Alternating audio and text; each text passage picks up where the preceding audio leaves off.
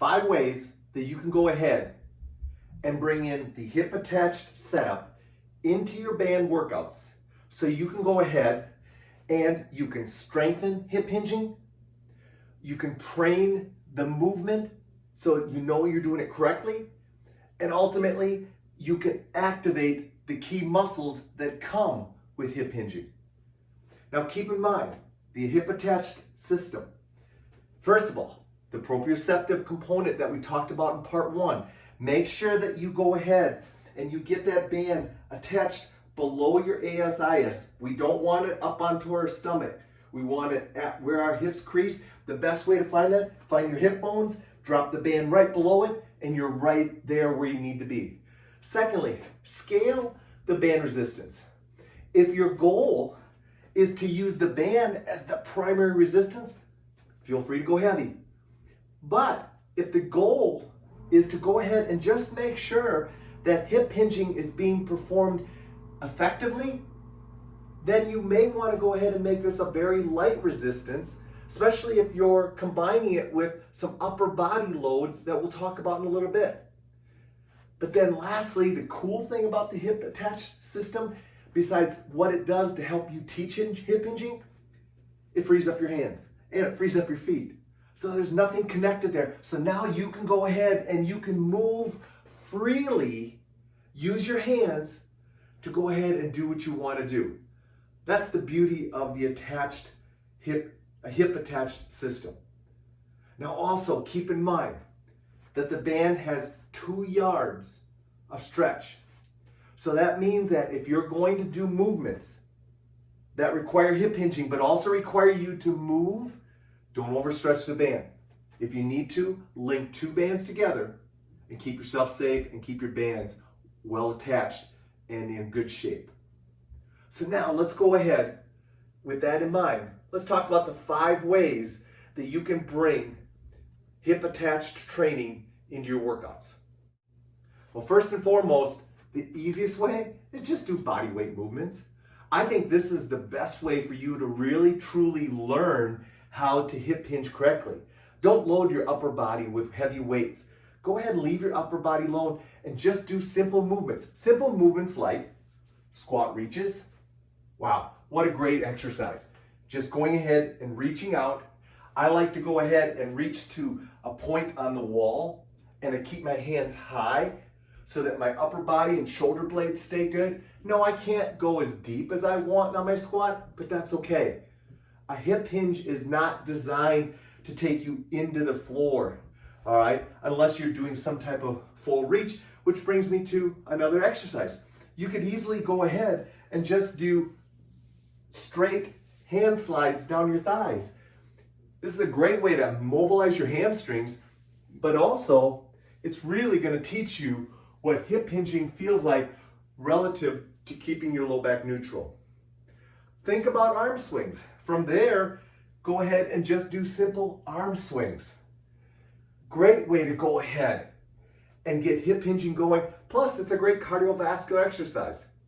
You can go ahead then also and get into more unilateral movements like a step up or walk. Notice as I go down, there's my hip hinge, and then I'm exploding through.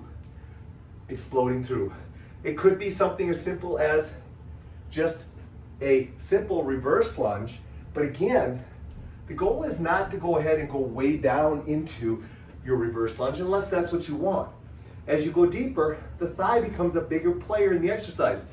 But when we only go to here, man, my glute and my hamstring become the primary muscles that are propelling me back.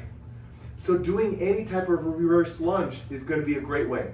Guys, you can even go into doing a step-up movement where you bring the box in and you go ahead and just bring the box here and just step up onto it and back down. What a great way to go ahead and work unilateral strength hip hinging. Right there. Love this exercise, and it's a great way to go ahead and bring in hip hinging into more of a unilateral situation. Lastly, it's one we've talked about a lot, guys, and that is reaching. Just simple reaching. parallel stance reaching, or staggered stance reaching, or put them together and let's do rhythmical reaching. That's probably, to me, one of the biggest movements we should have in our arsenal.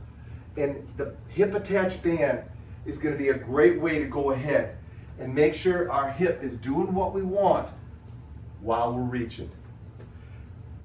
Another way to go ahead and bring in the hip attached setup in your training is with a lot of your weighted load exercises. I've got a kettlebell out here and I'm going to just take you through. Now, by bringing the kettlebell in, I'm adding a different load, a vertical load. I already have the band attached to my hip, but now I can go ahead and do a lot of things with this load. For instance, I can do simple squats. Now, I guarantee you the band, if I've got enough tension on it, is going to take me into that squat, get my hips hinging. I can go into a swing. You're familiar with that when you've seen that, all right? Probably have seen that multiple times. You could go ahead and go into a deadlift, a single leg deadlift, a double leg deadlift, whatever you want. You could go into a barbell, dumbbell, kettlebell, any kind of deadlift. But again, by deadlifting with the hip attached system, it's going to immediately put your hips where we need them so that you're deadlifting truly with the biggest muscle of your body, your glutes, and also bringing in your hamstring training. All right, side lunges. Yeah, we could go into a side lunge. We could do a assisted side lunge, which is going to really make me learn how to side hip hinge while I lunge sideways. Or we could do a resisted side lunge, where now I'm going to have to learn how to push against the band while I'm doing it. But side lunging with a weight and a band is another great way to go ahead and bring in the hip hinge while you're training with a weight load. Now, let's go ahead and let's think upper body, guys. Yeah, let's start thinking upper body. What about when you're doing your presses? So now, hip hinge, press. All right? What about when you're doing your pulls? You're down here on your bent over row, going ahead down here and pulling. Maybe I should show it this way so you can see hip hinge and roll. So now you can bring it in with your rowing exercises. And then lastly, any type of curl work is another way that you could bring in the band to emphasize hip hinging while you're strength training your upper body with a load of like a weight. So next place to bring in this is think about when you're lifting your free weights and how you could bring bands into it, to specifically the hip attached band, to load your hips while you're doing those movements. So now let's start talking about how to bring the band in and combine it up with other resistance band exercises, specifically upper body exercises. Let me give you an example. I've got a couple of bands attached here. My favorite way is to combine up doing hip hinging and pushing at the same time. Either with the band outside, but probably more importantly, the band inside, and I'm working on doing pushing movements. It's a very easy setup to do. You could do a bilateral, you could do unilateral, you could even go ahead, learn how to hip hinge sideways and do a rotational push. But by attaching the band onto my hips and having a band in my hand, it's going to allow me to start training my pelvis and my upper body to work together. But it's also going to really drive my trunk to work, because I have a force pulling below my trunk, I have a force pulling back above my trunk. My trunk has to go to work and really engage to do this movement. So there's one way you can go ahead and bring it in. You could also go with curls and bring in your hip hinges. Any band that's attached behind you and you're training upper body, you could bring the hip attached system in. Now let me grab a free band here. Let's just talk a little bit about bringing in a free band. Well, you could step on the band and work curls to get your hip hinge. You could drop into an overhead press and get your hip hinge in, you could go ahead and very easily take the band and do just a simple deadlift with the band. So now you're bringing in traditional band exercises, but you're adding in the hip attached system, so your hinge has to work harder. Let's not stop there. Let me work over here. I've got 2 attachments. Now granted, you need 2 attachments, but I've got a pulling attachment. So now, one of my favorite all-time exercises to do when I can is hip attached pulling.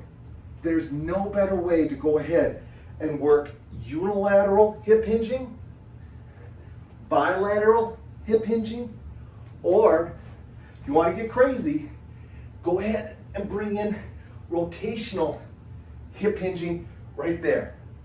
It's an awesome way to go ahead and use the hip attached system to start training hip hinging and all the things that happen with hip hinging and your upper body using bands.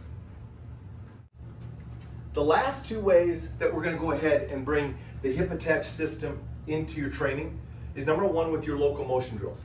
Now locomotion drills are often thought of as just simply walking, and absolutely you could go ahead and train walking very easily with this attachment, but keep in mind that every step you're taking, you're teaching your body how to hip hinge. You could take that into a skipping movement and do stationary skips and really work on your mechanics of skipping. You could go ahead and actually do the running drills, so the quick burst out and then come back slow. But please, if you're going to do forward bursts, you must walk back slowly. That's important. Don't come running back fast. Don't let a band pull you back quick. You don't need to load your Achilles tendon that aggressively. Make it a walk, but you can definitely burst out. But don't stop just thinking straight ahead. What about sideways? Yeah, you could go ahead and work shuffle drills. Notice the hinge I have to have at my hips. And this band pulling right there, as long as it's attached low enough, is going to go ahead and really create that hip hinge in a side movement or a turn and go movement. So there you go. So don't think locomotion simply straight ahead, think sideways. And then the final way that I like to bring this in is with my power movements.